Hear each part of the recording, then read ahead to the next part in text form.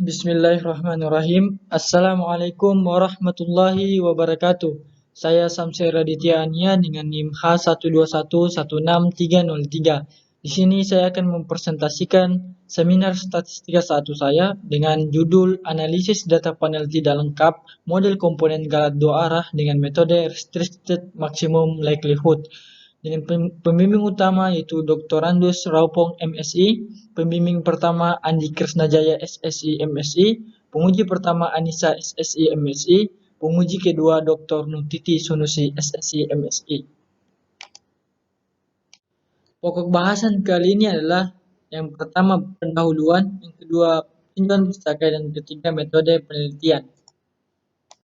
Pada bab pendahuluan terdapat beberapa subbab yaitu latar belakang, rumusan masalah, batasan masalah, tujuan penelitian, dan manfaat penelitian.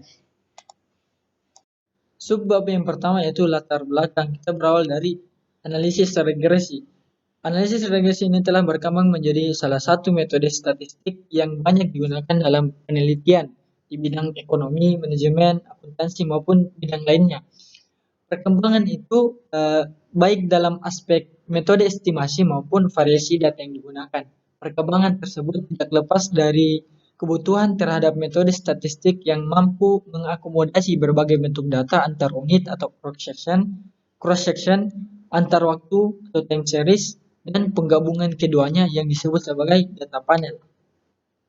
Data panel ini dapat melihat pertumbuhan dan perkembangan suatu permasalahan itu tidak hanya dari satu waktu saja, tetapi dari banyak waktu, dan tidak pula hanya dari satu individu saja, tetapi dari banyak individu.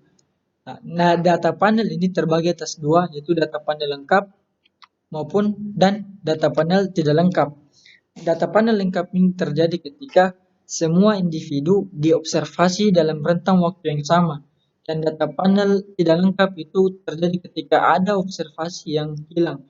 Dalam hal ini, tidak semua individu diobservasi dalam rentang waktu yang sama. Observasi yang hilang itu adalah individu yang pada waktu tertentu datanya memang benar-benar tidak tersedia. Hal ini bisa terjadi ketika pengumpulan data panel memakan banyak waktu dan biaya yang cukup besar, sehingga cukup sulit untuk dilakukan pengumpulan data. Analisis data panel lengkap dan tidak lengkap, terdapat beberapa model analisis data. Salah satunya yaitu model efek acak atau disebut dengan model komponen galat. Model ini dilakukan ketika jumlah individu lebih banyak dari jumlah waktu. Model ini juga menghitung faktor galat yang menimbulkan korelasi antara unit waktu dan unit individu. Jika model komponen galat mempunyai galat yang dipengaruhi oleh faktor individu dan faktor waktu, maka model itu bisa disebut sebagai model komponen galat dua arah. Sedangkan untuk model komponen galat satu arah itu terjadi ketika model yang mempunyai galat yang hanya dipengaruhi oleh faktor individu saja. Ada beberapa metode yang dapat digunakan untuk estimasi atau menduga model efek acak atau biasa disebut model komponen galat untuk data panel tidak lengkap, yaitu metode ANOVA atau Analysis of Variance. ANOVA ini merupakan suatu teknik penguraian keragaman total ke dalam komponen-komponen model dengan metode yang digunakan pada pendudukan parameternya, yaitu model pada terkecil. Kemudian metode ML atau Maximum Likelihood. Metode ini digunakan untuk menduga parameter dan menduga komponen variansi dengan memaksimumkan fungsi likelihood-nya. Kemudian metode MIFQ atau Minimum Variance Quadratic Unbiased Estimation. Metode ini digunakan untuk menduga komponen varians. Kemudian metode ini menghasilkan variansi galat minimum, invariant, dan tidak bias. Variansi galat yang diperoleh dari metode ini akan digunakan untuk menduga parameter.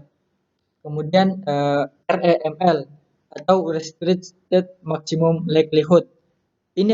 Metode ini adalah salah satu metode yang mengkritik metode Maximum Likelihood dalam menduga komponen varians, karena dalam metode ML tidak mempertimbangkan observasi yang hilang. Nah, selanjutnya komponen varians galat yang didapatkan itu digunakan untuk menduga parameter. Berikut kami akan menampilkan peneliti yang telah melakukan analisis data panel tidak lengkap model komponen galat dua arah. Pada tahun 1989, Wensbeek dan Captain mempelajari panel tidak lengkap komponen galat dua arah dengan metode ANOVA sebagai penduga komponen varians dan maksimum likelihood sebagai penduga komponen koefisien regresi. Dan pada tahun 2002, Baltagi, Song, dan Jung mempelajari panel tidak lengkap komponen galat dua arah dengan metode ANOVA, ML, REML, MinQue, dan MIFQue, yang mana hasil penelitiannya mengusulkan alternatif dari pendugaan komponen varians ANOVA, yaitu metode MIFQue dan REML. Dan pada pendugaan koefisien regresi, metode ANOVA, REML, ML, MinQue, dan MIFQue bekerja sama baiknya. Pada tahun 2014, Prati Dwi Astuti mempelajari panel tidak lengkap komponen galat dua arah dengan metode MIFQue dan pada koefisien regresinya menggunakan maksimum likelihood. Pada tahun 2016, Cynthia Ulfadilla mempelajari pengaruh SO4 dan NO3 terhadap pH keasaman tanah yang bentuk datanya berupa data panel tidak lengkap dengan menggunakan metode MIFQue dan ML.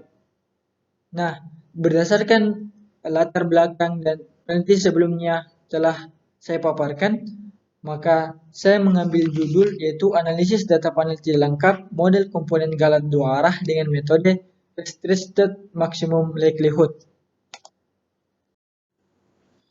Subbahasan yang berikutnya adalah rumusan masalah. Rumusan masalah yang pertama yaitu bagaimana pendugaan komponen variansi galat dan pendugaan parameter dari model data panel tidak lengkap dengan komponen galat dua arah. Yang kedua yaitu bagaimana pembentukan model regresi data panel tidak lengkap dengan komponen galat dua arah. Subbahasan yang ketiga itu batasan masalah, yaitu penelitian ini dibatasi pada pembentukan model komponen galat dua arah dengan menggunakan data panel tidak lengkap yang diasumsikan mengikuti model efek acak atau biasa disebut model komponen galat, dan komponen-komponen variansi galat diasumsikan normal. Subbahasan yang keempat yaitu tujuan penelitian. Yang pertama, memperoleh pendugaan komponen variansi galat dan pendugaan parameter dari model data panel tidak lengkap dengan komponen galat dua arah.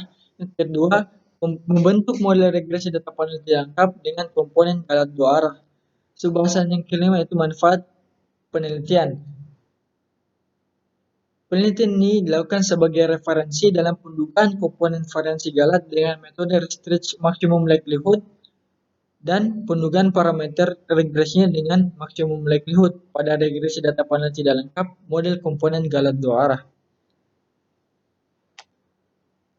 Selanjutnya adalah bab 2 tinjauan pustaka. Yang pertama akan dibahas regresi linear berganda, yang kedua regresi data panel, yang ketiga regresi data panel tidak lengkap model komponen galat dua arah, yang keempat distribusi normal multivariat, yang kelima maximum likelihood estimation, dan keenam restrict maximum likelihood. Kemudian bab 3 metode penelitian. Terdapat beberapa sebab. Yang pertama sumber data, identifikasi variabel, metode analisis, dan diagram alir. Yang pertama itu sumber data. Data yang kami gunakan dalam penelitian ini merupakan data sekunder yang diperoleh dari website IDX tentang data laporan keuangan dari beberapa perusahaan manufaktur jenis consumer goods yang terdapat di Bursa Efek Indonesia dengan jumlah perusahaan sebanyak 28 dan periode 5 tahun dari tahun 2014 hingga 2018. Yang kedua itu identifikasi variabel. Variabel yang kami gunakan ada 3. Satu variabel dependen yaitu return saham dan 2 variabel independen yaitu DER dan NPM. Selanjutnya adalah metode analisis. Yang pertama, membentuk model regresi data panel tidak lengkap berdasarkan model regresi panel dengan komponen galat dua arah dan persamaan seperti berikut, yang mana Y itu merupakan variabel independen, X merupakan variabel dependen, betanya merupakan parameter dari regresinya, EIT merupakan errornya, di mana EIT itu terpecah atas faktor individu, faktor waktu, dan faktor sebenarnya. Kemudian melakukan uji asumsi klasik dengan mendeteksi kenormalan galat, gejala heteroskedastisitas, autokorelasi, dan multikolinearitas. Yang ketiga, menentukan nilai komponen variansi galat yang kemudian akan dilakukan untuk nilai awal dari iterasi nantinya. Yang keempat, melakukan pendugaan komponen variansi galat menggunakan metode Restrict Maximum Likelihood sebagai berikut. Yang pertama, kita menentukan struktur fungsi likelihood bentuk regresi panel tidak lengkap yang berdistribusi normal multivariat. Yang kedua, membentuk fungsi log likelihood-nya. Ketiga, menentukan fungsi log likelihood yang telah dipartisi tanpa mengandung parameter beta terhadap komponen variansinya, komponen variansi galat. Selanjutnya, menyamakan dengan nol hasil penurunan fungsi log likelihood terhadap parameternya untuk menduga komponen variansi. Jika turunan pertama tadi tidak menghasilkan hasil yang eksplisit, sehingga kita perlu melakukan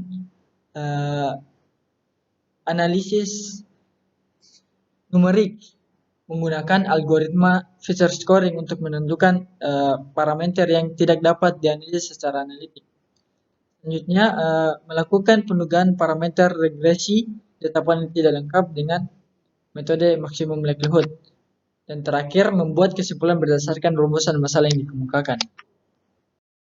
Kemudian diagram alir, kita mulai mengumpulkan data sekunder, membentuk model data panel tidak lengkap dan komponen galat dua arah, uji asumsi klasik jika tidak terpenuhi kembali ke data sekunder, dan jika terpenuhi menentukan komponen variansi galat, kemudian menduga komponen variansi galat dengan metode REML, kemudian menduga parameter regresi dengan metode ML, memberikan kesimpulan dan selesai. Berikut daftar pustaka yang kami gunakan. Terima kasih. Assalamualaikum warahmatullahi wabarakatuh.